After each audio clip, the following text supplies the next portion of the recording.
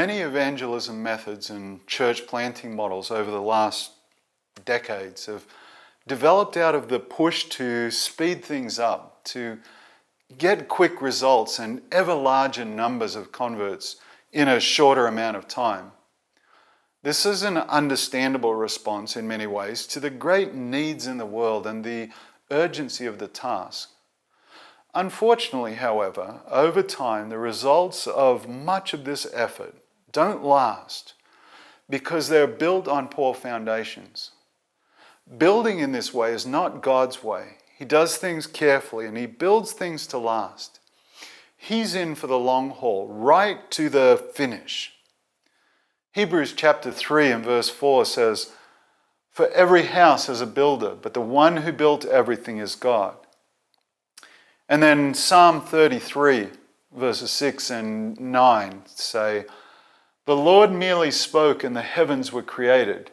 He breathed the word and all the stars were born. For when he spoke, the world began. It appeared at his command."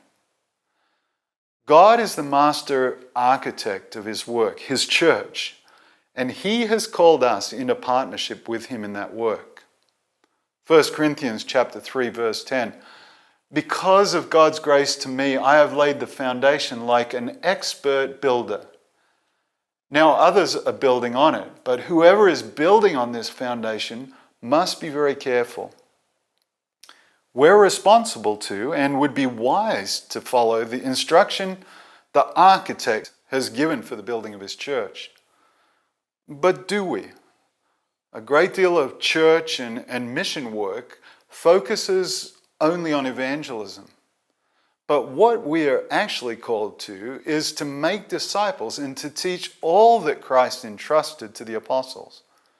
God wants to see groups of his disciples raised up who will in turn reach out to teach, to disciple, and plant churches themselves. So with a desire to do things according to his plan, we must lay careful foundations. But how will we go about it? Where will we start? Which parts of God's word will we choose? What will we focus on? What principles can guide us? Jeremiah 4:3 says, "Plow up the hard ground of your hearts. Don't waste your good seed among thorns." A principle we see throughout Scripture is that human hearts, in their natural fallen state, are not good soil for God's word. People have willingly told their own stories and found their own solutions to life's dilemmas, as we've been saying in previous tutorials. Man has believed the great lie that he can determine his own path as God's. And it is the tendency of every human being to see things from their own perspective. We are not naturally worshippers of God. Romans 3:11 and also 18 says, "No one is truly wise. No one is seeking God. They have no fear of God at all." And Romans chapter 8 verses 7 and 8 says, "For the sinful nature is always hostile to God. It never did obey God's laws, and it never will.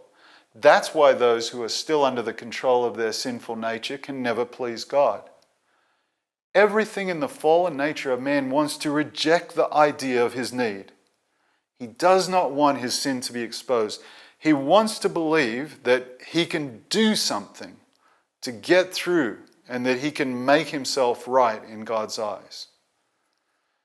There has been a great emphasis, particularly in mission circles, but elsewhere too, on culturally felt needs as a starting point for developing a plan for teaching.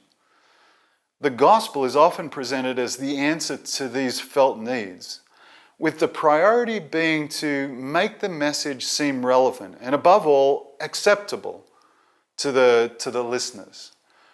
Cultural issues will have to be addressed at some point, but they should not be the starting point or shape the message. When the focus of Bible teaching is on human beings' need for happiness or for belonging and security, what it does is it puts man at the center of the story. It becomes all about us, not all about God.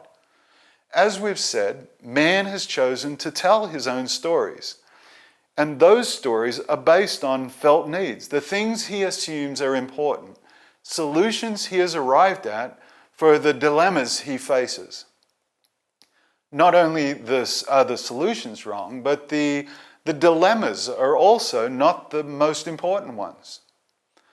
The Lord Jesus Christ himself said that his prime purpose in coming into the world was not to make people happy and peaceful and secure.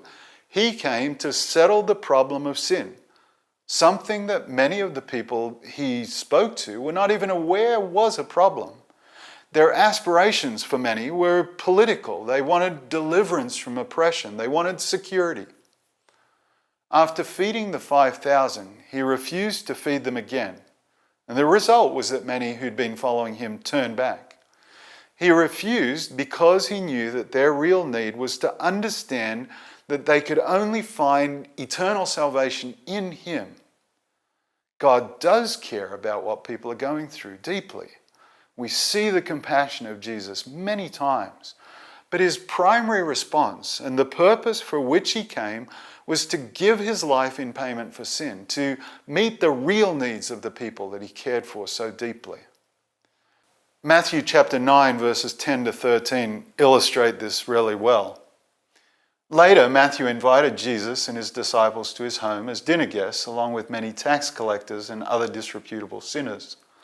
But when the Pharisees saw this, they asked his disciples, "Why does your teacher eat with such scum?"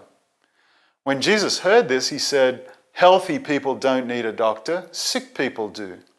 Then he added, "Now go and learn the meaning of this scripture.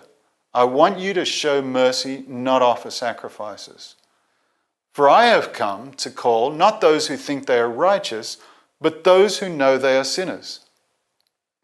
Jesus didn't invite the self-righteous Pharisees to come to him. He said, "Go and learn," because he knew that they could not offer anything to God which would satisfy his holy righteous demands. John chapter 9 verses 40 and 41 explain this even further. Some Pharisees who were standing nearby heard him and asked, "Are you saying we're blind?" "If you were blind, you wouldn't be guilty," Jesus replied. "But you remain guilty because you claim you can see." They were in great need, but they didn't know it. But what does he say to those who sense their heavy burden? He says, Matthew 11:28, "Come to me, all of you who are weary and carry heavy burdens, and I will give you rest." Not only have most people come up with their own solutions, they've also decided themselves what God is like, and therefore what he will be satisfied with.